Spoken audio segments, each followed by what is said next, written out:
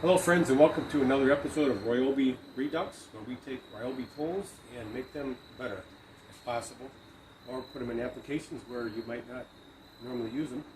And this is kind of a special episode because we had to make a tool for a project that my son and I were doing for our older widow neighbor. She had a very bad old garage. It was actually a critter motel. There was, oh gosh, possums, raccoons, you name it in there. And in fact, one year I repaired the garage roof a little bit, and I guess that's where the raccoons had their bathroom, and that was really, really bad. Almost hurled on that one. But anyways, that garage had to come down. And it was a big project for my son and I. We couldn't really get any help at the time because it was in the midst of the COVID pandemic there. And we had to come up with a tool that would help us saw up the roof pretty good. It was 2 layers of shingles and the plywood. So that was a pretty tough cut. And I didn't want to get down on my knees with a circular saw, so we invented a tool that we call the Ryobi Reaper. And I think Tektronix also owns Milwaukee. So you've heard of the Milwaukee Sawzall. Well, this is, if Milwaukee would make this, it'd be called the Milwaukee Saws Tall. You stand tall and use this. And that's what we really like about it. It saves your knees, especially when you're older. And what is really nice about it is it's just a regular reciprocating saw mounted to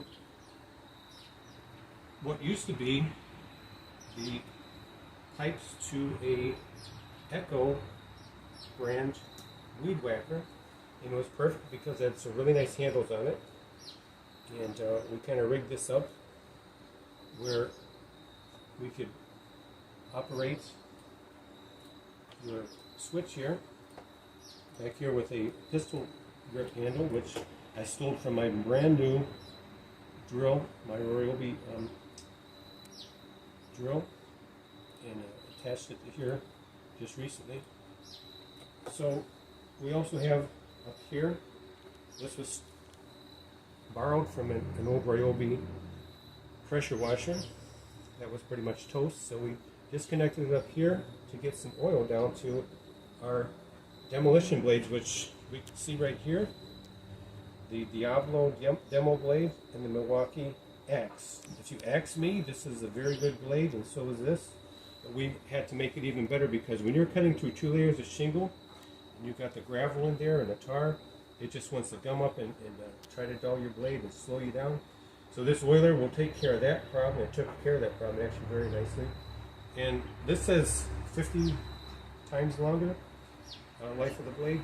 That oil actually extends that quite a bit more too. It definitely makes the job go quick. As you can see, I also have my CSI shirt on. That could stand for Construction Site Inspector. But for this episode, we'll call it Certified Saw Instructor. And we'll show you a video, an older video, a pretty bad quality one. My son accidentally got rid of the real original version of it, but it shows this saw in action on the roof, actually cutting the garage roof.